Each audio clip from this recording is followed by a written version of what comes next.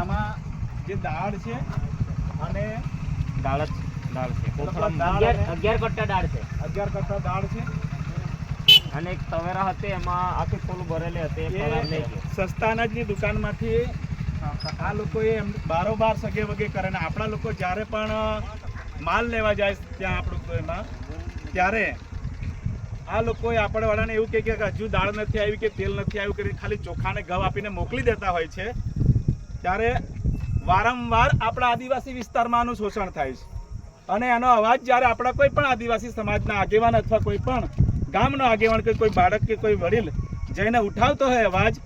ત્યારે એમનો અવાજ દબાવી દેવા માટે એ લોકો એમના મળતિયાઓ એમની સાથે દાગ ધમકી આપતા હોય છે પણ આજે આ તમે જોઈ શકો છો કે આપણા આદિવાસી સાથે એક અનાજનો કોળિયાનું પણ શોષણ થતું હોય અને પ્રશાસનને એનું રાજકીય આગેવાનો કંઈ પણ ના કરતા હોય તો તમારે શાલાઓ ઢાંકણીમાં પાણી લઈને ડૂબી મરવું જોઈએ આદિવાસી સમાજ પાસેથી તમે અનાજ પણ એનું જૂટવી લેતા હોય ત્યારે એટલે ખરેખર આ તમને ફેસબુક લાઈવના વિડીયોથી જેટલા પણ મારા મિત્રો છે અહીંયા વડીલો છે એમને હું ખાસ જણાવીશ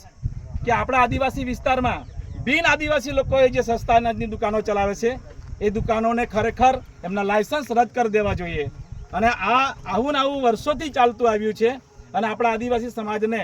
કોઈ પણ રેશન કાર્ડ અથવા ગમે તેની કંઈ પણ પ્રોબ્લેમ હોય ત્યારે એ લોકો કોઈ મદદ કરતા નથી અને એમના રેશન કાર્ડનો માલની ચોરી કરવું હોય ત્યારે એ લોકો ખરેખર આગળ આવી જાય છે એટલે હું વારંવાર આપણી જનજાગૃતિમાં આ વાતો કરતા હોઈએ છીએ પણ આજે આ લોકોએ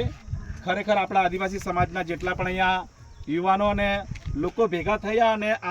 એમાં બે ગાડી હતી એમાંથી એક ગાડી અહીંયાથી નીકળી ગઈ હતી આ ગાડીમાં શું હતું તેમાં બી શાયદ આ જ વસ્તુ હતું ચોખા અને તેલ જેવું હતું વધારે જથ્થો હતો તેમાં બરાબર ત્યાંથી નીકળી ગઈ એક ગાડી આપણે પકડી પેલા ટક્કર આના કરતા વધારે હતી પેલી કારને ટક્કર મારીને નહીં ગઈ તો ફરાર થઈ ગઈ આ પેલા સ્કોર્પિયો બી એમને આગળ રાખી હતી ને ટક્કર મારીને નહીં ગયા આ સ્કોર્પિયો વાળા ટક્કર મારી હા રોયકા ને ત્યારે આગળ ગાડી મેલી એટલે આપણે જો તમને બધાને કહું છું કે અમે તમે બધા ખરા મને ઓળખો પણ છે બરાબર ને આપણે જ્યારે આપણા આદિવાસી સમાજનું શોષણ થતું હોય ત્યારે આપણે એમની સામે લડત કરીશું ખરેખર તમારે બધા આ એક દુકાનનો સવાલ નથી આવો દરેક દુકાનોમાં ચાલતું હશે અને આપણા આદિવાસી સમાજનું શોષણ થતું શું કરવું જોઈએ આપણે બધા આંદોલન કરવું જોઈએ અને આ જે બિન આદિવાસી લોકો દુકાન ચલાવે છે એમને રદ કરાવી દેવું ખરેખર મામલતદાર સાહેબ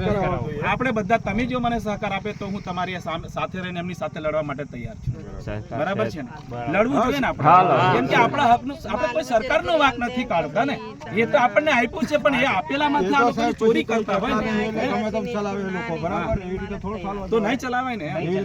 બરાબર જો આ પકડે છે તો ધમકી આપીને કે તમારે તે થાય કરી લો હા એમની દાદાગીરી વધી ગઈ છે કેમ કે અહીંનું શું કીધું તું એ થાય કરી લો અમે નહીં ગાંઠવાના તમને એમ જે થાય કરી લેજો હા એમ કીધું બરાબર છે એટલે આ લોકોની ખુલ્લી ધમકી એવી છે કે એમનું પ્રશાસન એમનું છે સરકાર એમની છે બરાબર અમે ગમે તે કરીશું તો એ લોકો તમે હું અમારું ઉખાડી લેશો એ જ કીધું બરાબર ને એટલે ખરેખર અહીંના રાજકીય આગેવાનો પણ અહીંનું પ્રશાસન પણ આ દુકાનોના મળતિયાઓ સાથે મળીને આદિવાસીનું શોષણ કરે છે મિત્રો અનાજ આપણું જે સરકાર આપે છે એ અનાજ પૂરતું આદિવાસીને મળતું નથી અને એમના મળતિયાઓ બિન આદિવાસી લોકો જે દુકાનો ચલાવે છે એ આદિવાસીઓ સાથે આ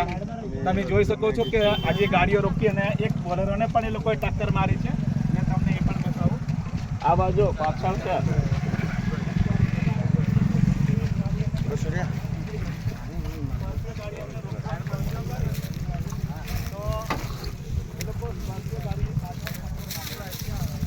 બતાવે છે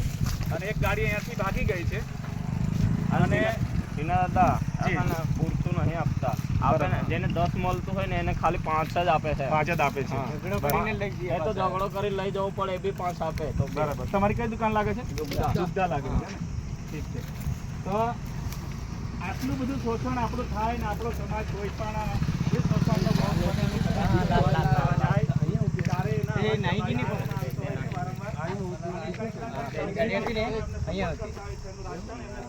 ગાડીને ટક્કર મારી નહીં ગયા.